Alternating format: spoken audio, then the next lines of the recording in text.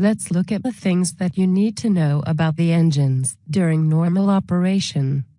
As soon as the aircraft is powered, the FADECs are automatically on for 5 minutes. They provide some engine indications on the engine warning display.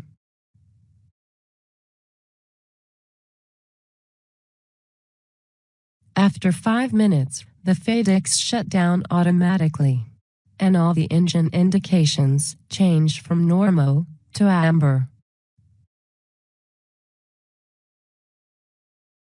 Let's first talk about manual engine start. There are several reasons why a manual start may be required, including low pneumatic pressure. The main difference between a manual and an automatic start is that the pilot controls the moment at which fuel and ignition are supplied to the engine. The FADEC only provides passive monitoring of the engine during the start sequence. This means that the pilots take on the responsibility to prevent an abnormal start. The FADEC only controls the closure of the start valve at 50% and 2, the position of the high-pressure fuel valve, and ignition cutoff on the ground. Note: manual starts are completed by using the procedure detailed in the FCON3 supplementary techniques. Let's start the engines using the automatic engine start procedure.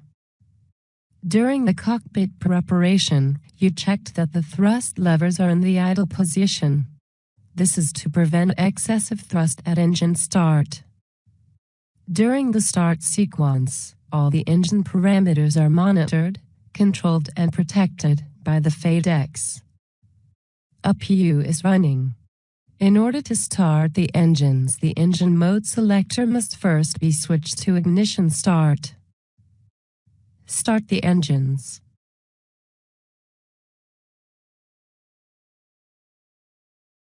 When ignition start is selected, the FADECs are powered again. This is indicated on the engine warning display by the indications which change from amber to normal. On the system display, the ECAM engine page is automatically presented for more engine indications. Let's look at the engine indications specifically. The first indications on the engine warning display is the N1 of each engine. Both indicators are identical. The green needle indicates the actual N1. This value is also displayed digitally. The blue circle represents the N1, corresponding to the thrust lever position. The amber mark represents the maximum N1. This is the N1 that would be produced with the thrust levers fully forward.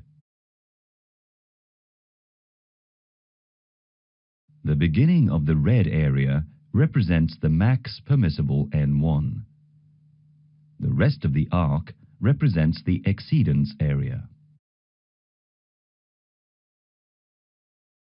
On the right side of the engine warning display, the thrust limit mode and N1 rating limit are displayed. This will be explained and demonstrated as the mode changes later in the module. The next set of indicators display the exhaust gas temperature, EGT, of each engine. The green needle indicates the actual EGT. This value is also displayed digitally. The amber tick indicates the maximum EGT. Since the max EGT is different for starting, toga, flex, the tick moves automatically, depending on the phase of operation. Note: Depending on the engine version, the amber tick may disappear during takeoff.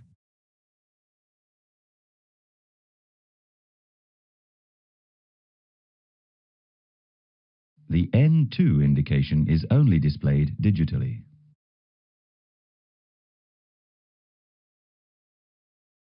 The fuel flow is displayed digitally for each engine. Let's look now at the indications on the ECAM engine page. The first indication displayed is the fuel used by each engine. Notice that there is a fuel used indication and the engines haven't been started. This is because this value is frozen at engine shutdown and reset on the ground at engine start.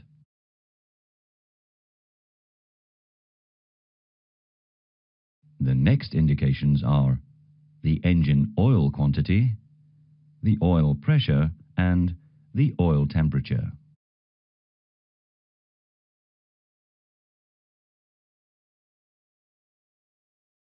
Vibrations indications and missile temperature are also displayed.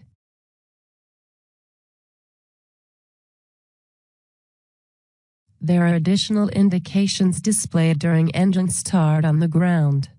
They are only displayed when the engine mode selector is in the ignition start or crank position. They are the start valve position indication, the air pressure available for start,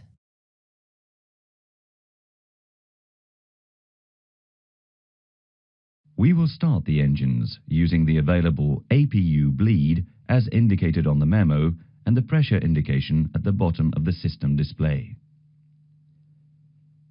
We start engine 2 first, because the yellow hydraulic system engine-driven pump is on engine 2, and the yellow system supplies park brake pressure.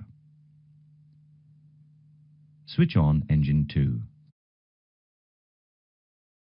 The corresponding start valve opens. This is indicated by the start valve indication changing from green cross line to green in line.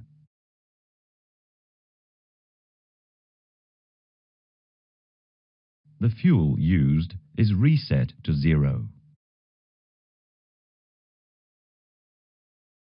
On the engine warning display, N2 increases. It is displayed on a grey background. On the ECAM engine page, the oil pressure increases. At 16% N2, an igniter is powered. The active igniter is indicated by a letter, A or B, on the ECAM engine page. Note, the igniters alternate on successive starts.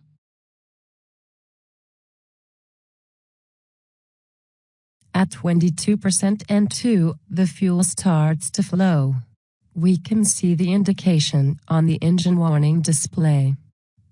15 seconds, maximum, after fuel is on, EGT and N1 increase. At 50% N2, the start valve closes and the ignition is switched off. Notice on the ECAM engine page, the start valve is closed and the igniter indication disappears. N2 continues to increase. At approximately 58%, it stabilizes and the gray background disappears, indicating that the start sequence is finished. Engine 2 is now running, and all its parameters have stabilized. As soon as one engine is started, the limit mode changes to toga, or flex, if temperature has been entered on the MCDU performance takeoff page. Also, the gross weight is displayed. Let's start engine 1 now. We will show you the full sequence without stopping. Start engine 1.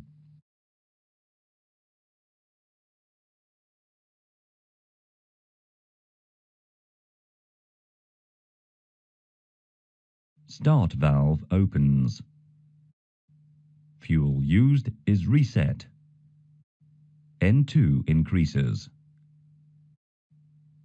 Above 16% of N2, an igniter is powered. Above 22% of N2, fuel flow begins. EGT increases. When N2 reaches approximately 50%, the start valve closes and ignition is switched off.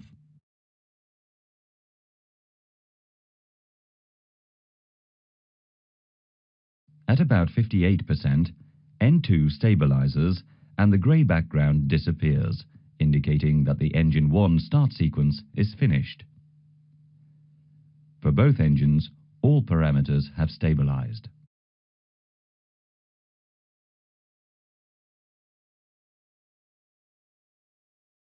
The last action is to switch the engine mode selector to normal. Switch the engine mode selector to normal. On the system display, the ECAM engine page is replaced by the ECAM wheel page.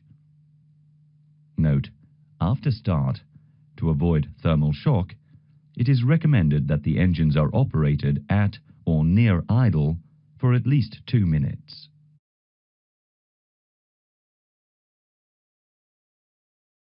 This ends the engine automatic start sequence.